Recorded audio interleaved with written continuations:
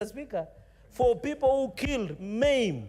Now as we talk, the wife, Mr. Speaker, the wife of Snipper has been sleeping on cold bed now, Mr. Speaker, for almost 2 months. The children can no longer see the face of their father, Mr. Speaker. The parents no longer have a son, Mr. Speaker. This is a serious matter. This is a terror-related, where even there's one in Katarakanidhi, and a blocker was killed, Mr. Speaker. The Blockers Association of Kenya are under threat. Mr. Speaker, I want to challenge my brother, Professor Senator Kithure Kindiki, the majority leader emeritus, that he should go beyond arresting small fish in finding we need the financials. We need to be told why Snipper was being called by people connected to the governor. And what was Snipper doing in the governor's residence, where he was found, Mr. Speaker, when he had been killed a few hours later, Mr. Speaker. Mr. Speaker, I hope the Committee of National Security must come strongly, Mr. Speaker. Mr. Speaker, that is what we want to see, and I wish the Committee of the Whole, Mr. Speaker, so that a Snipper is being put to rest. And Mr. Speaker, you remember, and in Meru, some of us who have been Anjurinjeka by association, Mr. Speaker, we had to convince the people of Meru not to bring the body of Snipper to the gate of Senate because they are trying to look for justice, Mr. Speaker. Finally, Mr. Speaker, on Commissioner Kinyua statement on the status of roads in Laikipia, I want to sympathize and empathize with him because, unfortunately, the person in charge of roads, CS Roads, Mr. Speaker, he is incompetent, so I will not make a comment at that point, but wish him well as he pursued. I submit, Mr. Speaker, sir. Senator Eddy.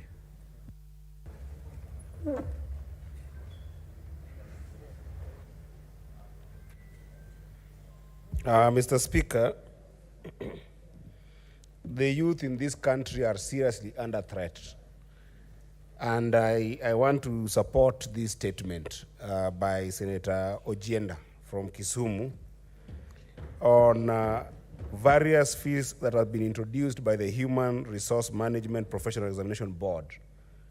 Mr. Speaker, this weekend I spent time in Kuria, a place called Mabera, with a number of young people drawn from different places in Kuria district, or rather Kuria sub-counties. That would be the Kuria West and Kuria East.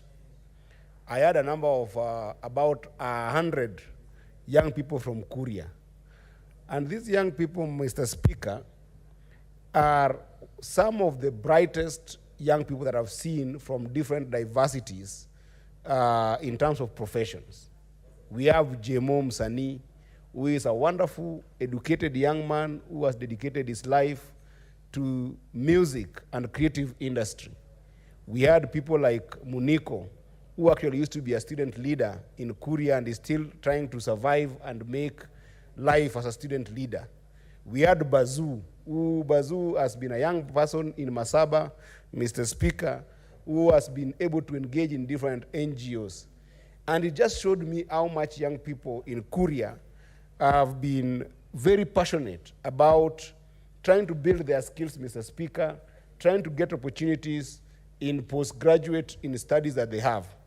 But yet, Mr. Speaker, these young people cannot get employment because of, one, the issue of professional bodies making it prohibitive for them to actually be able to even go through a simple examination as what we are seeing with Human Resource Management Professional Examination Board. And Mr. Speaker, to add salt to injury, when they have gone through this kind of gruesome efforts to be able to go through a professional undertaking, after finishing a degree or finishing colleges, Mr. Speaker, they are again told that as young people, they can't get employed because they must have experience, Mr. Speaker. What is this experience that somebody can get from classroom that they need when they get to workplace, Mr. Speaker? And today, I'm very sad for the youth of Kenya because this prohibitive and exploitative kind of organizations that make it difficult for young people in this country to thrive make them never to start their life properly, Mr. Speaker. If I was needed to have an experience, Mr. Speaker, to come to this house as a senator and as a young person who had come from college, Mr. Speaker, probably my well-meaning and industry in this house could not have been noticed, Mr. Speaker. If people like the Queen of the North and Tabitha and Chimera were never given opportunity to be in this house, to be able to give their thoughts and to be able to stand for the young people in this country because of the issue of experience and the issue of exploitation by professional bodies, Mr. Speaker, so that they can be able to stand for young people, Mr. Speaker, you would not have identified their talent, Mr. Speaker. Mr. Speaker, to give you a perspective on how the Human Resource Management Professionals Examination Board is making it very difficult for young people in this country, Mr. Speaker, to be able to have a meaningful certification, Mr. Speaker, they have introduced something called curriculum support fees.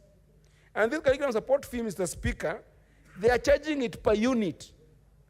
And, Mr. Speaker, they are charging a young person 1,200. That means that if they charge a young person 1,200 for this kind of examination, and there are 6 of them, they are forcing a young man or a young woman who has just left college and other institutions to pay 7,200 to be able to get registered under this curriculum support. And as if that is not enough, Mr. Speaker, they have also gone ahead and introduced something they are calling exams fee. Mr. Speaker, from the colleges that we have been in and from the institutions that we have been in, exam fee is paid as a lump sum for an institution. For this particular body, Mr. Speaker, they have introduced 4,500 per unit, Mr. Speaker.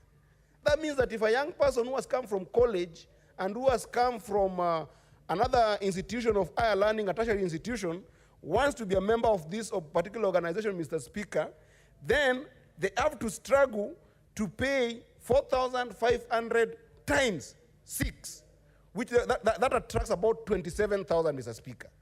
Again, as if that is not enough, Mr. Speaker, they have introduced something they are calling here administration fees of 2,500. And this administration fee, Mr. Speaker, an admin fee cannot be paid per unit. An admin fee, Mr. Speaker, is paid to an institution as a whole. And, Mr. Speaker, if you have introduced another 2,500 on this unit, Mr. Speaker, it means that a young person has to struggle again and pay 15,000, Mr. Speaker. Mr. Speaker, if you go to a tertiary institution like, let's say, you go and you have studied some technical skills, Mr. Speaker, in NITA, you will have paid 100,000, Mr. Speaker. And then you come to this institution that is just a professional body, then you are required to pay 49,500 as a young person to be a member of that professional body, Mr. Speaker. What are we doing to young people in this country, Mr. Speaker? I hope that the minister in charge of labor and social welfare in this country, Mr. Speaker, will take this very seriously. In fact, this entire board should be sanctioned because this is an exploitation for young people that makes it completely prohibitive. This is the board called Human Resource Management Professionals Examination Board. It is not fair to young people to go through higher institutions of learning, go through colleges, go through tertiary education, and then when you come back, you are being again prohibited from joining these professional bodies because of exorbitant fees. And then, once you've gone through this, Mr. Speaker, you've paid them all this money, they're not even giving you after service kind of services. You know, if you're taking all this money, Mr. Speaker, ordinarily you should give them after services, you know, where you make sure that at least you help them get placements in jobs, Mr. Speaker. You have paid all this money, then again you're being told, go and tarmac now, Mr. Speaker, as a young person. And then you get to these jobs, Mr. Speaker, you're told as a young person, you don't have experience. You don't have experience, you have gone through NITA, you have gone through Kenya School of Mass Communication, you have gone through, again, this professional body, Mr. Speaker, spent your entire savings in it, and then a young man is left out to die, Mr. Speaker, without a job. And then we wonder why crime rates have increased in Nairobi, in Mombasa. We are seeing things like drugs among young people. It is because of this frustration, Mr. Speaker. This is what I hope that even the government of the day should actually be able to see, because the hustler nation, from where majority comes from and from where my brother, Senator of Nandi, comes from, Mr. Speaker, today if you look at the rate of stress and depression-related deaths in those places, it is skyrocketing to 11% in Eldoret. It is skyrocketing to 7% in Kisumu, Mr. Speaker. It is going to about 15% in places like Nairobi, because these young people don't have opportunities for jobs and they're being frustrated, Mr. Speaker. I rest on that, and I make a very small comment on the issue of accidents, Mr. Speaker, that we have seen in this country, that even claimed again the life of comrades from Kenyatta University, Mr. Speaker. What is your point of order, Senator Chirangei? Mr. Speaker, is it, I rise under Constitution on the right to dignity, human dignity, Article 28, and also Article 27, Mr. Speaker, on equality and freedom from discrimination. Is it in order, Mr. Speaker, for the senator from Nyatike, or sorry, from Migori, Mr. Speaker, County, to allege myself, the majority leader, and yours truly, that where we come from, there is high stress levels for young people and deaths, Mr. Speaker. Yet this is a national problem. Is it in order to discriminate and abuse the dignity of the people we represent in this house, Mr. Speaker? Is it in order, Mr. Speaker? While we know where it comes from is more worse, Mr. Speaker. I can give the poverty index levels. There was there, Mr. Senator Speaker. Chirangei, Oh, sorry. no, you can have your seat. Senator Eddie Okech, unless you have the data, Yes.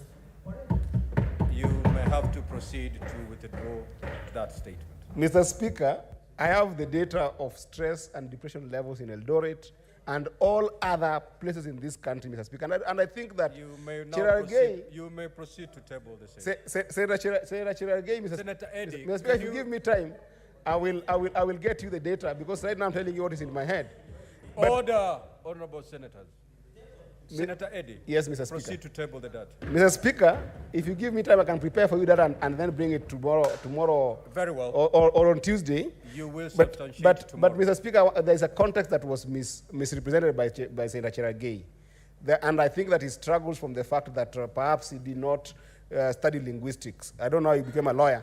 Mr. Speaker, I said, for example, Eldoret, Kisumu, We have Nairobi. already I ruled could not be able that to you're going mention all these towns, substantiate Mr. tomorrow. Speaker. Senator Eddie, stop eating into your time. Proceed to conclude your statement. Mr. Speaker, I wanted to conclude by saying that the issue of accident in this country, Mr. Speaker, that actually even claimed the lives of 11 students from KU, again, struggling young people in this country who are comrades, who should not die without seeing their dreams come true, Mr. Speaker. I think that it should be declared a national emergency. And these are my reasons, Mr. Speaker. In 2020 and 2021, Mr. Speaker, the number of lives that we lost during COVID was 5,668. And I hope Chirangei can be able to fact check on that as well.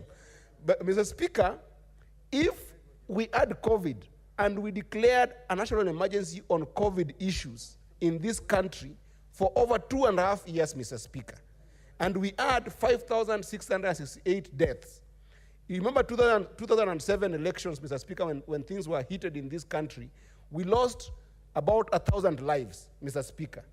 Yet we have got people dying on our roads on an average of 4,628 every year, Mr. Speaker. If we don't declare the road carnage that we are seeing in this country an emergency, Mr. Speaker, we are never going to deal with it. Because if it is not declared, even the ministry concerned, Mr. Speaker, cannot be able to deal sometimes with issues of road signages in this country that makes it impossible for even road users to know where there's a simple bump at night. What is your point or of know order, Senator where there's a Kenyo? simple... Senator Eddie, just take your seat. Yes, Senator Kenyo, proceed with the point of order. Mr. Speaker, I'm wondering, because it's just a statement, I'm wondering whether Eddie is debating the statement. I thought just to make his comment. Senator Eddie, proceed to conclude. and don't start a debate on these statements. Mr. Speaker, you know, Senator Kinyo is my senior. Just proceed. And you would Senator know- Eddie. What I'm trying to say, Mr. Speaker, is that these statements, we're just sending them to these respective ministries, departmental ministries, so that there can be what we call a proper action taken on these statements. And one of the proper actions that we need to take by those ministries that I'm saying, Mr. Speaker, is being able that when the minister will be talking to this, he should tell us why we cannot be able to declare this issue a serious national emergency and be able to deal with the patent issues on our roads that do go and concern the issue of signages on our roads, to be able to reduce these accidents on our roads, Mr. Speaker. And therefore, I support these two statements wholeheartedly because they are costing so much lives, and mostly, the most affected people tend to be young people, Mr. Speaker, who should be able to see their dreams come true in this country. I thank you, Mr. Speaker.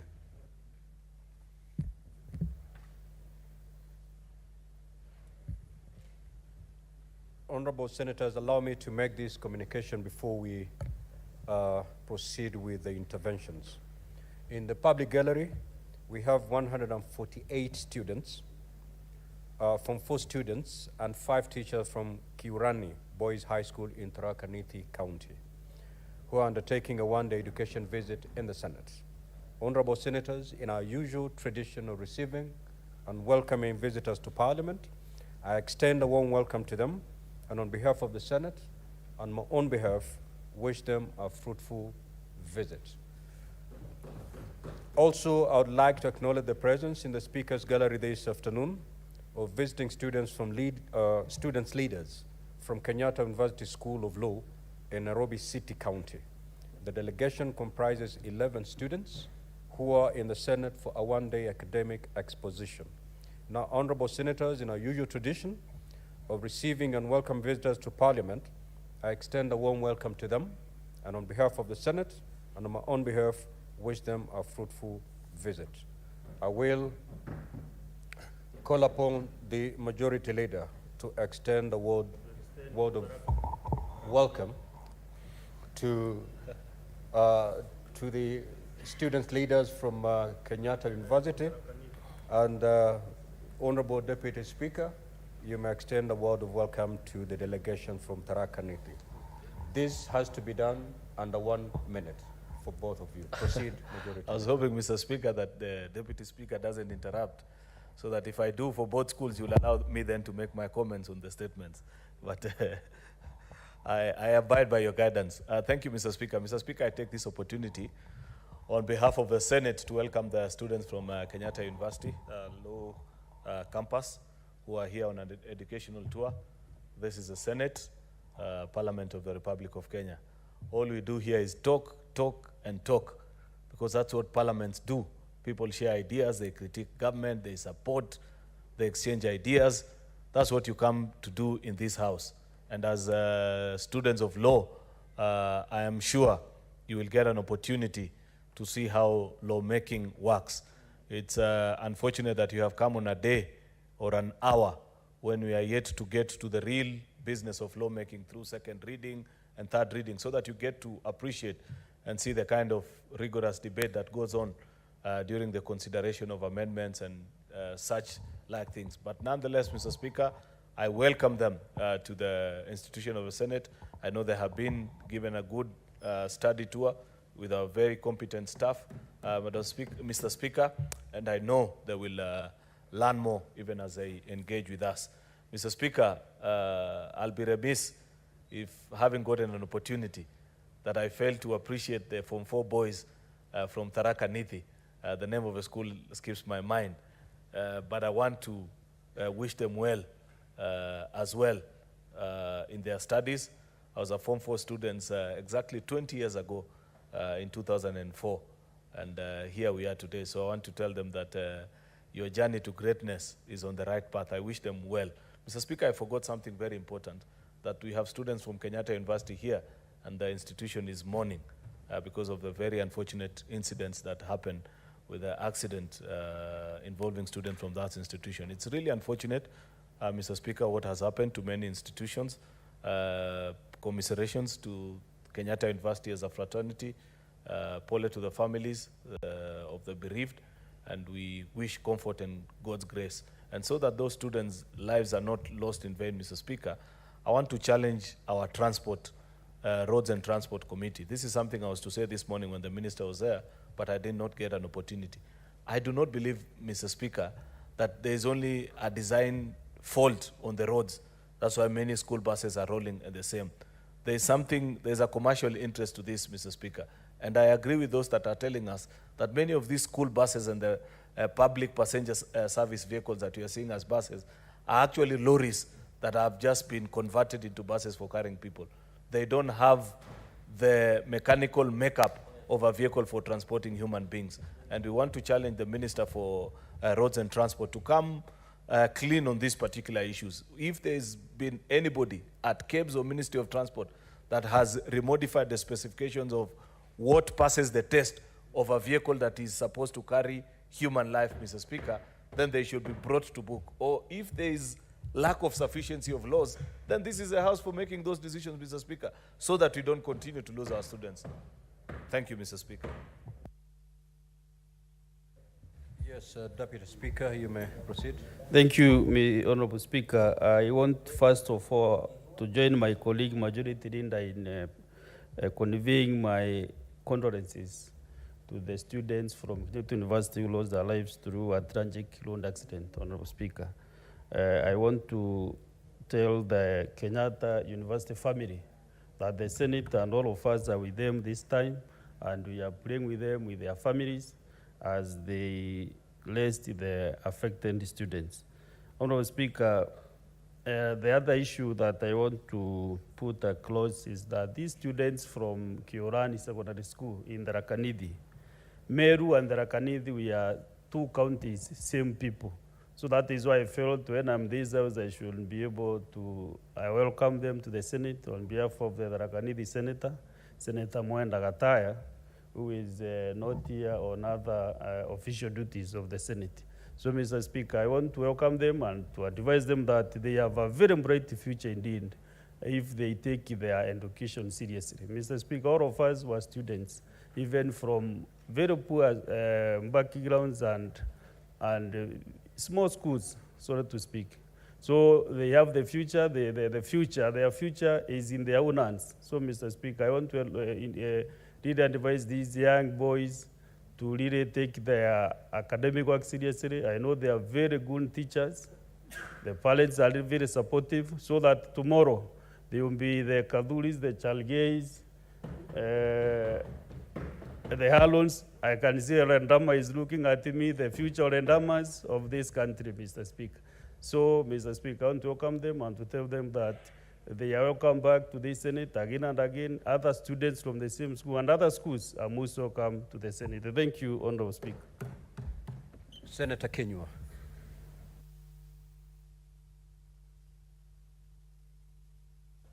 Asante Bwana Spika kunipa fursa hii.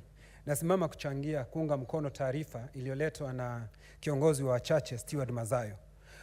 Bwana Spika, kampuni zinapaswa ziwe nyingi, kwa sababu tukiwa na kampuni nyingi katika Jamhuri ya Kenya tutaweza kuimarisha uchumi wetu. Lakini Bwana Spika, kampuni hizi ambazo zinakuja zisiwe ni chanzo za kuharibu mazingira yetu na kuangamiza wananchi wa Kenya. Bwana Spika, nimemsikiza kiongozi wa walio wachache akisema ya kwamba kuna kampuni ambayo ni ya Uchina ambayo kazi yake ni kuchimba madini, Bwana Spika. Baada ya kuchimba madini, Bwana Spika, inaharibu mazingira yetu. Ni hivi juzi tu, Bwana Spika, unakumbuka tulikuwa na kongamano kubwa hapa katika Jamhuri yetu ya Kenya ya kusema ya kwamba sisi tuko katika mstari wa mbele kusema tunapaswa kulinda mazingira yetu. Lakini ni kinaya, Bwana Spika, wakati sisi tunaposema hayo maneno, unapata ndugu zetu wa kutoka Kilifi wanaendelea kusononeka, kupata tabu kwa sababu ya hizi kampuni, Bwana Spika, ambayo haisumbuki, haiangalii watu ambao wanaishi katika sehemu zile. Bwana Spika, nilikuwa nikifuatilia kwa sababu niliona haya mambo yakiangaziwa katika vyombo vyetu vya habari. Bwana Spika, nilipoangalia nikaona ya kwamba mahali hawa wananchi wanaishi, wale walio karibu na ile kampuni, Bwana Spika, hata baada ya wao kuadhiriwa na yale mambo ambayo yanatendeka pale, unapata watu wamepata kifua kikubwa, Bwana Spika, na unapata sehemu hile hata hakuna zahanati, Bwana Spika. Watu wanawachwa kuendelea kusononeka, kupata tabu. Ndio tunaunga mkono kuwa na kampuni, lakini hizi kampuni zisiwe ndizo chanzo za kuangamiza wananchi wetu, Bwana Spika. Kwa hivyo hizi kampuni zinapokuja, kampuni ama idara ambazo zinapaswa kuhusika, Bwana Spika, kuangalia haya maneno, kama hii idara ya NEMA, Bwana Spika,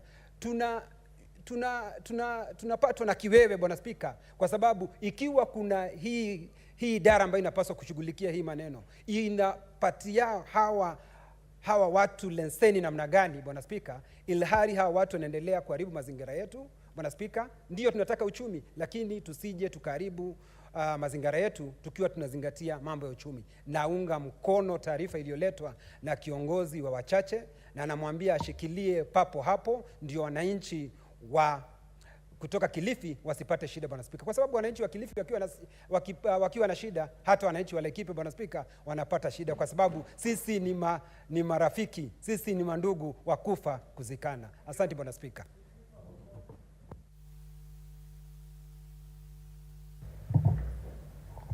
Mr. Speaker, it's a pleasure that you have given me an opportunity to contribute to these very, very serious issues. In the morning, the CS in charge of transport in this country and roads was in this house. Mr. Speaker, I didn't have an opportunity to contribute. He answered the question why we are having accidents, but I felt like his answer was not satisfactory, and I didn't have an opportunity to ask him any question. I would like to say this.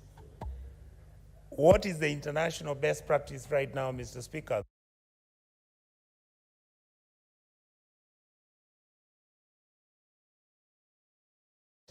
And indeed, NTSA doesn't have to institute roadblocks. All that they need to do, Mr. Speaker, is use current technology. Every single vehicle in this country has got a TIN number. And that number actually can be linked up to a satellite. And when that vehicle is moving, the satellite will display what the distance, what the speed, and what the condition of that vehicle is. Why we are putting roadblocks on the highway is simply because, we are encouraging corruption. We know that people are receiving money, and this is not something that has started recently. This has been there for the last 30 years. So why are we not doing what Rwanda is doing? Why? I mean, all of us, Mr. Speaker, we have traveled to Dubai. We see what happens in Dubai. Nobody crosses the lights, nobody overspeeds. The vehicles are in good condition. Everybody follows the law. So what is difficult with us following the law, Mr. Speaker? Nothing. It is just implementation. Number two, I want to say this, Mr. Speaker. I listened to my Deputy Speaker talk about the young man, Snipper, who was killed in Meru. I mean, look at us. People are arrested. The young man was actually was killed. Individuals have been killed. We don't know whether the trial is proceeding or not. Nothing is happening. And the story is somehow dying. Why? Because of the political disagreements that we are having, that now we are cascading our noise and personal disagreements and grievances to the point where now we want bloggers to be killed. And we look around it and do nothing about it. I want to tell my brother, thank you for saying that. The issue that, Mr. Speaker, my leader, Honorable Stuart Mazayo, has raised. I mean, Mr. Speaker, go to Kakamega, go to Migori, go to every place in this country and see what mining is taking place. People's lives are in danger. The environment is being depleted. We have no bylaws. The county governments are not even involved. And we come to this house and when we talk about it, and that is it. I want to plead with my colleagues in this house, can we please be proactive and make sure we take it upon our responsibility and do that which must be done.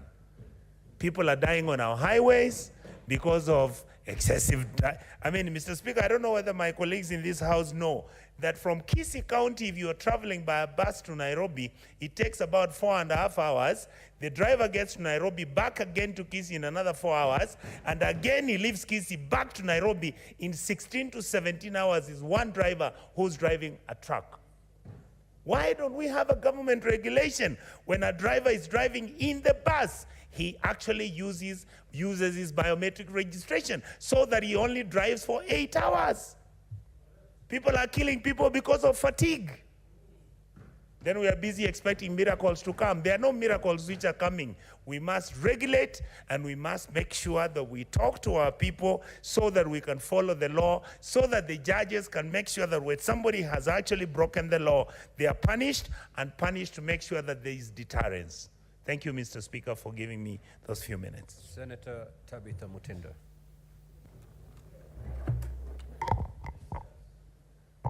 Thank you, Mr. Speaker.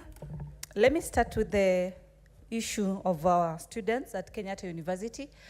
And let me first send my condolences. I myself and my family do send condolences to the comrades of Kenyatta University on the loss of the students.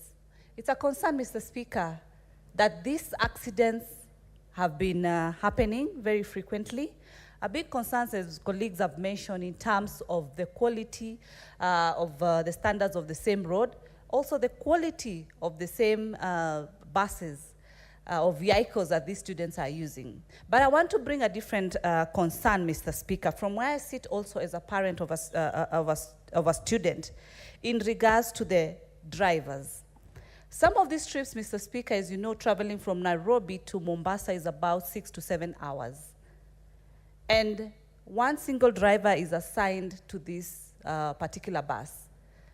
They've woken up very early in the morning, case example, maybe 4 a.m., 3 a.m., 2 a.m., to be able to prepare for this journey.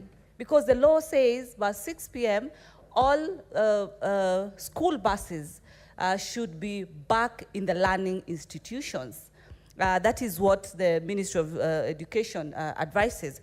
And so if the institutions, if the learning institution would look into the issue of the drivers and be able to put or assign 2 drivers per every long trip of more than 4 hours or more than 6 hours, so that the driver who's starting the trip is not the same driver who's still driving back to the institution, because then it becomes tiresome. It's very fatiguing to have the same personnel be able to drive this. This is a future that we've lost as a country. It is sad, but this issue can be looked into, Mr. Speaker.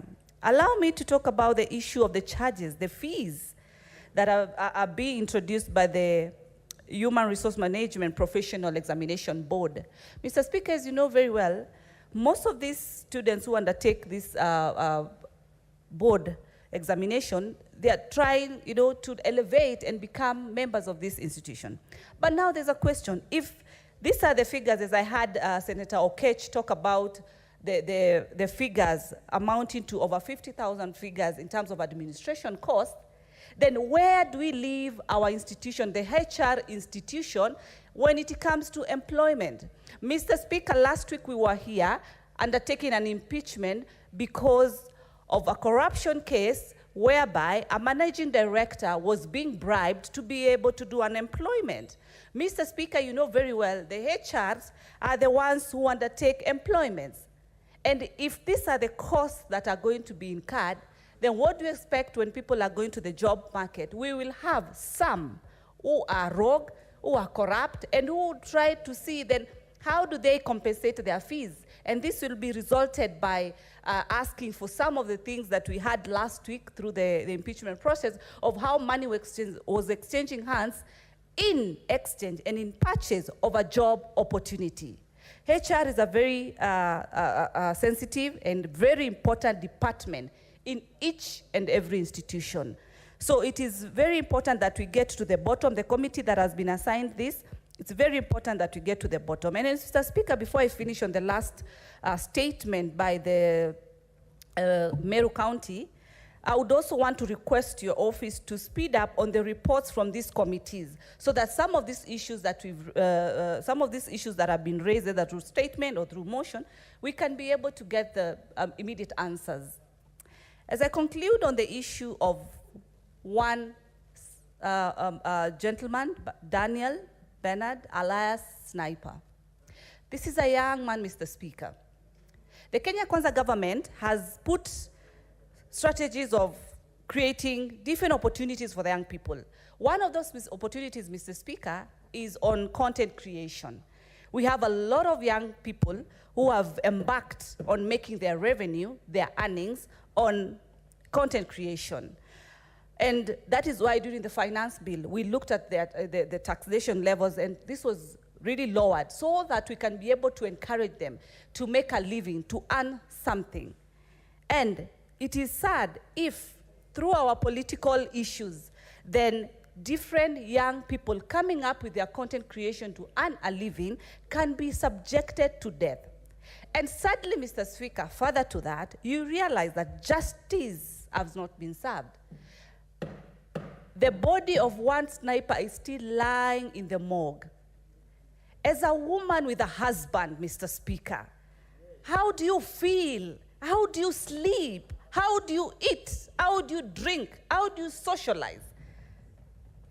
When your man, when your spouse is lying in the morgue, simply because you await justice, Mr. Speaker, on behalf of the wife of one sniper, it is the high time, Mr. Speaker, that this statement from Meru County, you should stamp your stamp of urgency, so that the committee that will be assigned to undertake this issue, this house fully, needs a quick feedback, because children are crying somewhere, a woman is hurt somewhere, and this issue is still pending, Mr. Speaker.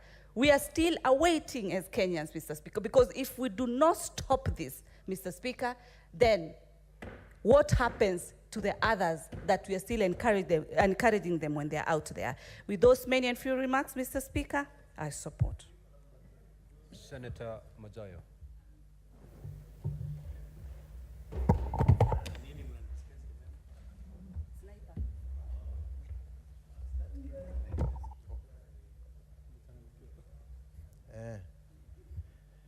Asante Bwana Spika. Bwana Spika, nataka kuunga mkono hii taarifa iliyoletwa na ndugu yangu seneta wa Meru hususan kushikwa kwa huyu sniper. Bwana Spika, si kushikwa peke yake, bali kutolewa ndani ya nyumba na kupelekwa na watu ambao hawajui, wamejitambulisha tu kwa familia na yeye mwenyewe, na kuenda naye kumtia kwa gari na kupotea naye. Bwana Spika, vitendo kama hivi vimetendeka sana na vimefanywa katika mikono ya polisi. Watu wanakuja kwa nyumba wakishajitambulisha kwamba wao ni mapolisi, wanatoa mpaka vitambulisho na wanabeba mtu, wanaenda naye, na hatimaye tunaona kwamba huyu mtu anapatikana ametupwa mahali fulani baada ya masiku fulani akiwa amekufa. Bwana Spika, tabia kama hizi ambazo zinatendeka hivi sasa tunaona vimeanza kuzidi, kwa sababu si Meru tu kitendo kama hichi kimetokea kwa mwandishi wa habari katika mambo ya mitandao, ama wanaitwa blogger. Mabloga wengi sana katika nchi hii pia kujipata katika hizi njia panda. Lakini kwa bahati mbaya, na ni pole sana kwa watu wa Meru, shemegi yangu pale, Deputy Speaker, pole sana kwa kumpoteza bloga wenu, lakini hiyo imetendeka sasa kila mahali katika nchi. Hata upande wa pwani, ukifika Mombasa, kuna bloga kule Mombasa ambaye anajulikana sana. Lakini utapata ya kwamba polisi walienda kwake nyumbani. Jina la huyo anaitwa Muhammad, anaitwa Yusuf, limentoka, anaitwa Yusuf. Yusuf alichukuliwa kwao nyumbani, Bwana Spika, alichukuliwa kwa nyumbani na watu waliojitambulisha kwa familia yake kama maaskari ama mapolisi, na hatimaye baada ya masiku fulani kwenda naye alipatikana katika hali ambayo ilikuwa si sawa sawa. Alikuwa amepigwa risasi na ameuawa. Bwana Spika, ikiwa hawa watu wamekuja ndani ya nyumba na wamejitambulisha mapolisi, sasa itabidi sasa tuanze kukataa na wapendwa wetu, ili tusiwaruhusu waende nao, kwa sababu tunajua wakienda nao mwishowe tutawapata miili ya wapendwa wetu katika vichaka, wapatikane ama wasipatikane. Tabia kama hizi, Bwana Spika, zimekuwa zikitendeka sasa kwa muda mfupi baada ya muda mfupi. Kwa hiyo tunasema kwa njia ambayo inatakikana kufanyika ni kwamba polisi wakome kuweza kupoteza binadamu ama kupoteza Wakenya ambao tunajua kabisa ya kwamba kunazo sheria. Wakishika watu lazima wapeleke kotini, waende ashtakiwe, alafu mahakama ichukue mkondo wake. Akipatikana na hatia iweze kuchukuliwa hiyo hatua hiyo. Tunaona hata kuna mwingine pia alipatikana na hatia, kama yule alifungwa juzi, alikaambiwa atakwenda kujongwa.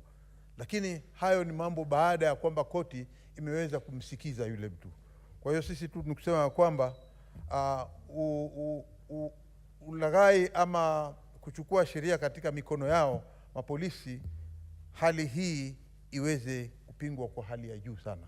Na sisi kama maseneta hapa hatutakubali Wakenya waweze kupoteza maisha yao kupitia kwa mikono ya polisi ambao wamechukua hatua ya kuangamiza Wakenya kwa kuwapiga risasi ama kuwatoa katika nyumba zao bila sheria ambayo inaambatana na kuwapata hatimaye wamekufa. Asante Bwana Spika. Senator Chute.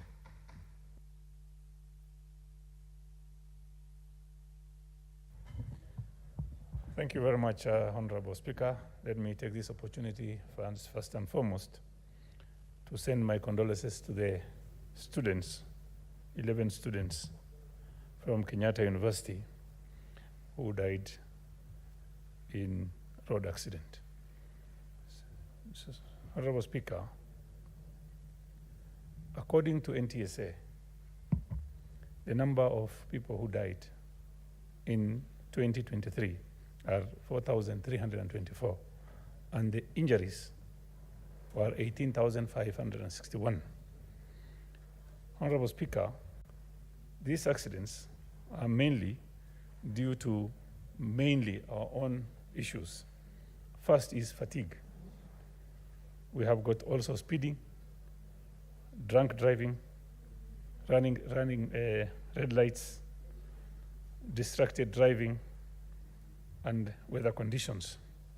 Honorable Speaker, all these are avoidable, something that can be avoided. NTSA also estimates about 3,000 deaths. The estimates about 3,000 deaths every year. And this is also contributing to, it's costing the country anywhere between 3 to 5% of gross domestic product. Honorable Speaker, 83% of the fatalities are mainly men.